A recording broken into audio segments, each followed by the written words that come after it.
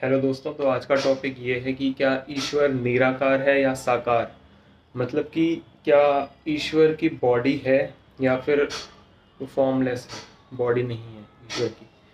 इन दोनों में से क्या सच है, आज हम इस पे डिस्कशन करने वाले हैं। तो मोस्टली हिंदुओं का क्या मत होता है कि जैसे कृष्ण जी हैं, शिव जी हैं और ब्रह्मा जी हैं, विष्णु जी हैं।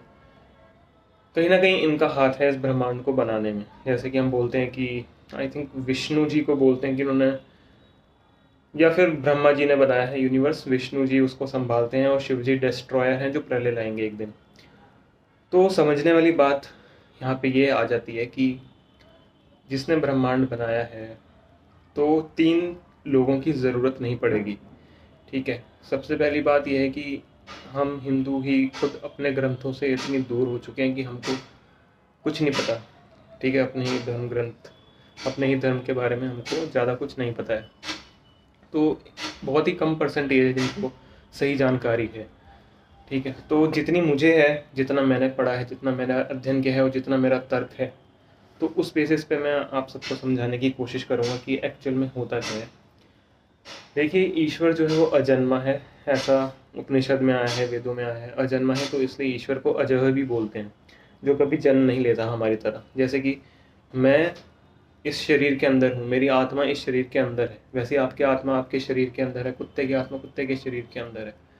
तो वैसे जो ईश्वर होता है ना, वो कभी भी जन्म नहीं लेता, वो अजन्मा है अनादि से, और अनादि तक वो अजन्मा ही रहेगा। वो कभी भी धरती पे नहीं आता है, अवतार कुछ भी नहीं होते हैं। ठीक है, धरती पे आने की ईश्वर को कोई ज़रूरत नहीं है।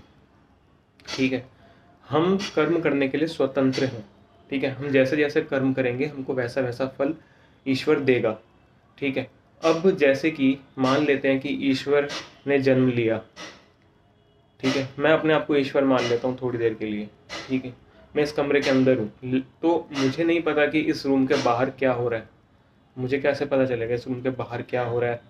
ईश्वर को तो वो होना चाहिए ना जो हर वक्त हर एक चीज़ पे नज़र रखे, हमेशा हर एक चीज़ उससे छुप ना पाए। फिर चाहे वो मच्छर हो, मक्खी हो, चूहा हो अपने बिल के अंदर, वो क्या कर रहा है।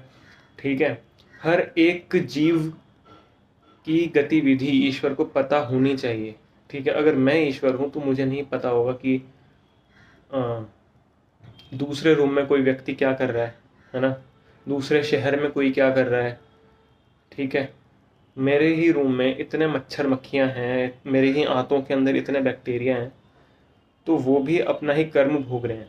ठीक है, जो बैक्टीरिया मेरी आंतों के अंदर हैं वो पिछले जन्मों में पता नहीं कभी इंसान रहे होंगे, पाप किया होगा, तो उस पाप का वो आज भोग कर रहे हैं। मतलब वो अब भोग योनियों में आए हैं। ठीक है, तो इस तरह से होता है। तो ईश्वर कभी भी जन्म नहीं लेता, बल्कि वो जन्म दिलवाता है आत्माओं को। ठीक है, अगर ईश्वर सर्वव्यापक नहीं होगा तो ये यूनिवर्स स्टेबल नहीं रह पाएगा। अब सोच के देखो कि हम ना, सिर्फ हिंदुओं में क्या होता है कि हम ज़्यादा बड़ा सोच नहीं पाते, हमारे दिमाग में ज़्यादा बड़ी पिक्चर नहीं बन पाती है। हम बस अर्थ के बारे में ही सोचते रहते हैं, सूरज चांद बस।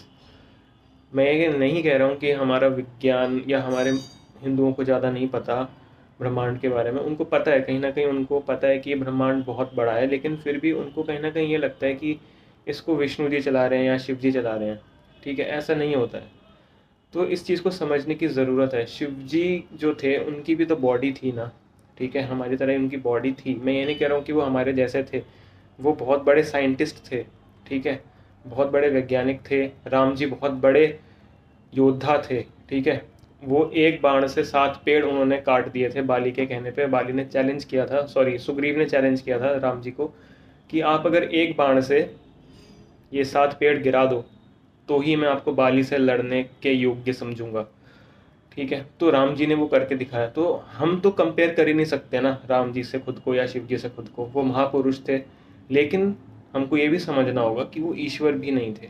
ठीक है, वो भी खुद ईश्वर उपासना करते थे शाम के टाइम। ठीक है, रामायण में कई बार आया है कि ईश्वर उपासना के लिए राम जी बैठे, सीता जी, लक्ष्मण जी, ये तीनों जंगल में जब थे, वनवास काट रहे थे, तब ये ईश्वर उपासना किया करते थे। ठीक है, तो वो क्या था ईश्वर उपासना, वो खुद की उपासना थोड़ी करेंगे, ये तो सोचने वाली बात है ना। तो अवतार भी कुछ नहीं होता है। ठीक है, तो हर एक जीव, हमारे घर के अंदर, हमारे फर्श में ना जाने कितने बैक्टीरिया हैं, हमारी आंतों में कितने बैक्टीरिया हैं, हमारे फेस पे कितने बैक्टीरिया हैं। ईश्वर को इन सब जीवों के बारे में पता है, इनके पास्ट के बारे में पता है, इन्होंने पास्ट में क्या किया था, इनके हर जन्म के बारे में पता है।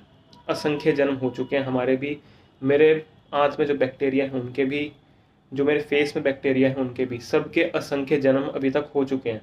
और हर एक जन्म के बारे में ईश्वर को सब कुछ पता है। ठीक है, तो ये चीज़ तो एक फॉर्मलेस चीज़ ही कर सकती है, जो सर्वव्यापक हो, जो हर जगह मौजूद हो, जो ओमनी प्रेजेंट हो। मेरे फ़ोन और मेरे मुंह के बीच में भी ईश्वर है।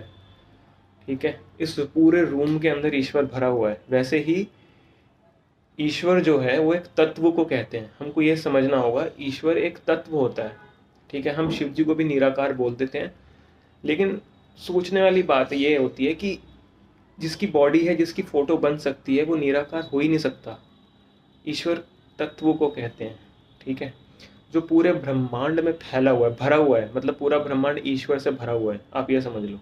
एक बार को आप ग्लास होता है ना पानी का, आप उसको एक थोड़ी देर के लिए समझ लो कि ये यूनिवर्स है, उसके अंदर आप पानी डाल दो तो पानी जो है अपनी शेप ले लेगा ना, जैसी भी शेप है उस कप की, ये ग्लास की, तो वैसे ही वो पानी शेप ले लेगा। तो वैसे समझ लो कोई भी जगह जो है ईश्वर से छुपी नहीं है, पूरे ब्रह्मांड में ईश्वर भरा हुआ है बराबर। ठीक है, ईश्वर को पता है कि मैं भी रिकॉर्डिंग कर रहा हूँ, आपको ये सब समझा रहा हूँ। ठीक है, ईश्वर को आपके भी हजारों जन्मों के बारे में पता है, मेरे जन्मों के बारे में पता है, मुझे नहीं पता। अरे जन्म छोड़ो, हम तो जन्म मतलब भूल ही जाते हैं, अपने अगले जन्म जब हो जाता है हम तो ये भूल जाते हैं कि हमने परसों क्या खाया था। ठीक है, हमको फिर याद आती है कि हाँ हमने ये सब्जी बनाई थी। ईश्वर कभी कुछ नहीं भूलता। ठीक है, हम अगर अपनी भी बायोग्राफी खुद लिखेंगे ना अगर अपने हाथों से, तो भी ना जाने हम कितनी गलतियां कर देंगे अपने ही बारे में लिखने में हमको, क्योंकि खुद अपने बारे में नहीं पता इतना। लेकिन ईश्वर जिससे कुछ नहीं छुपा, उसको हमारी हर एक गतिविधि के बारे में पता है कि हमने तब क्या किया था, तब क्या किया था, 10 साल पहले क्या किया था, अपने 10 जन्म पहले हमने इस डेट को क्या किया था, जब हम कुत्ते थे तब हमने कहाँ कहाँ पे हम नाली में गए होंगे, कभी किसी कुत्ते से हमारी लड़ाई हुई होगी। ठीक है, तो ये सब ईश्वर को पता है। कभी हम बैक्टीरिया भी बने होंगे तो वो भी पता है ईश्वर को कि कब हम क्या बने हैं, हमको नहीं पता कुछ। तो ये चीज़ जो है ना, ये जो फंक्शनैलिटी होती है एक चीज़ की, अगर हम शिव जी को या विष्णु जी को माने कि वो चला रहे हैं इसको, तो वो कहाँ से चलाएंगे? वो एक जगह बैठे होंगे ना कहीं पे। अगर हम मान लेते हैं कि विष्णु जी चला रहे हैं, शिव जी चला रहे हैं इस यूनिवर्स को, तो वो कहीं पे होंगे मौजूद, कहीं पे बैठे होंगे। तो वो इतने बड़े ब्रह्मांड को चला ही नहीं सकते ना एक जगह बैठ के। सोच के देखो, ये पूरा सूरज कितना बड़ा है, कितना ज़्यादा बड़ा है, कितना ज़्यादा मास है उसके अंदर। कोई 2 हाथों वाला व्यक्ति उसको कैसे संभालेगा? हो ही नहीं सकता। ईश्वर हर जगह मौजूद है, ओत प्रोत, हर जगह ओत प्रोत है, मतलब हर जगह उससे भरी हुई है। मेरे अंदर ईश्वर है और मेरे बाहर भी ईश्वर है। ठीक है, तो हमको ये समझना बहुत ज़रूरी है। ईश्वर की परिभाषा मोस्टली हिंदुओं को नहीं पता क्या होती है। मैं ये नहीं कह रहा हूँ कि हमको राम जी को पूजना नहीं चाहिए या शिव जी को नहीं पूजना चाहिए, बिल्कुल पूजना चाहिए, वो तो पूजनीय है ही, लेकिन वो ईश्वर नहीं थे, हमको ये समझना होगा। ठीक है, अगर आप शिव जी को मानते हो, राम जी को मानते हो, तो उनके डायरेक्शन पे भी तो चलो। वो खुद ईश्वर उपासना करते थे, वो खुद ईश्वर को मानते थे। ठीक है, रामायण आप पढ़ोगे तो कई बार उसमें यही आया कि, या गीता भी पढ़ोगे तो उसमें कृष्ण जी भी यही कह रहे हैं कि ईश्वर जो है वो सर्वव्यापक है, सूक्ष्म से भी सूक्ष्म है और बड़े से बड़ा है। ठीक है, आप सूक्ष्मता में जाओगे तब भी आपको ईश्वर मिलेगा, आप बड़े से बड़ा देखोगे तब भी आपको ईश्वर ही मिलेगा। ईश्वर से छोटा कुछ नहीं है और ईश्वर से बड़ा भी कुछ नहीं है इस ब्रह्मांड में। ठीक है, ये समझने की बहुत ज़्यादा ज़रूरत है। वैसे इस टॉपिक पे ना मैं बहुत ज़्यादा बोल सकता हूँ, बहुत ज़्यादा लंबा हो जाएगा ये वीडियो। ठीक है, तो फिर भी मैं कोशिश करता हूँ 1-2 चीज़ें आपको और समझाने की। जैसे कि होता है ना कि हम अवतारवाद बहुत मानते हैं, कल की आएंगे कभी कृष्ण जी के अवतार जो हैं। सोचो कि आप कल की हो, और आपने अभी जन्म नहीं लिया, आप बस दूर से ना देख रहे हो धरती पे कि ये क्या हो रहा है। तो कल्कि जो है वो ऊपर बैठ के अगर ये देख रहे होंगे कि यार अभी मज़ा नहीं आ रहा, धरती पे ना थोड़ा और पाप बढ़ जाए तो आऊँगा मैं। अभी पाप क्या कम हो रहे हैं, बहुत पाप बढ़ रहे हैं आजकल भी। उस हिसाब से कल्कि भगवान जो है उनको आ जाना चाहिए था ना अभी तक। तो अवतारवाद भी कुछ नहीं होता, ईश्वर कभी अवतार नहीं लेता है। ठीक है, ईश्वर बस तुम्हें देख रहा है हर वक्त तुम कर क्या रहे हो। हम कर्म करने में स्वतंत्र हैं और फल भोगने में परतंत्र हैं। इस जन्म में आप कुछ बुरा करोगे तो आपको उसका फल तो मिलेगा ही मिलेगा। अभी नहीं मिलेगा, अगले जन्म में मिल जाएगा, लेकिन मिलेगा ज़रूर। ये नहीं है कि आप बच जाओगे, ऐसा कुछ नहीं होता। तो जो ये चीज़ मॉनिटर कर रहा है वो कहीं पे बैठा हुआ इंसान नहीं हो सकता। वो एक ऐसी चीज़ है, ऐसी एंटिटी है जो हमेशा ही सर्वव्यापक है, हर जगह है, तभी तो तुम्हें वो देख पा रही है। तुम सोच क्या रहे हो इवन वो भी ईश्वर को पता है, क्योंकि वो तुम्हारे दिमाग के अंदर भी मौजूद है, तुम्हारे न्यूरॉन्स के अंदर भी है। ठीक है, इवन कि कीड़ा होता है बहुत छोटा सा, उसके अंदर भी ईश्वर भरा हुआ है, उसके अंदर भी आत्मा है, उसके कर्म भी ईश्वर को पता है कि इसने पिछले जन्म में क्या किया था। हर चीज़ जब ईश्वर से भरी होगी तभी तो हर एक जीव को उनके कर्मों के हिसाब से फल मिलेगा। मतलब मैं इस पे अलग वीडियो बनाऊंगा, कर्म योनि क्या होती है और भोग योनि क्या होती है। हमारी कर्म योनि है और बाकी जानवर जीव जंतु है वो भोग योनियों में आते हैं। इस पे बाद में डिस्कशन करेंगे। तो बेसिकली आपको आज मैं बस ये समझाना चाह रहा हूँ कि ईश्वर कभी भी जन्म नहीं लेता, वो अजन्मा है और ना कभी लेगा। कुछ लोग ये भी बोलते हैं कि वो सर्वव्यापक है, वो निराकार है, मानते हैं वो कहीं ना कहीं। हिंदू जो हैं वो मानते हैं कि ईश्वर हर जगह है, कहीं ना कहीं वो मानते हैं, उनका दिल है कम से कम इतना कि वो मानते हैं कि निराकार है। साथ में फिर वो ये बात भी बोल देते हैं कि ईश्वर धरती पे भी आ सकता है। भाई जो चीज़ निराकार है, जो हर जगह है, वो एक जगह पे कैसे कंप्रेस होके आ जाएगी? आ ही नहीं सकती। जैसे हवा हर जगह है, हवा एक मुट्ठी पे तो मैं नहीं पकड़ सकता ऐसे करके। हाँ, हवा है मेरे मुट्ठी के अंदर, लेकिन सारी हवा तो नहीं आ गई ना। हवा तो इस मुट्ठी के बाहर भी है और मेरे मुट्ठी के अंदर भी है। तो इस चीज को समझो, हम ईश्वर कभी एक जगह नहीं आ सकता। ठीक है ना? और इस पे मैं शायद इसका पार्ट 2 भी बनाऊं आपको और क्लैरिटी देने के लिए।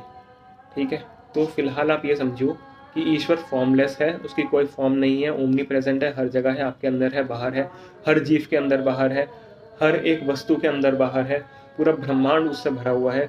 तभी तो वो क्रिएशन कर पाएगा यूनिवर्स की, जब वो हर जगह है।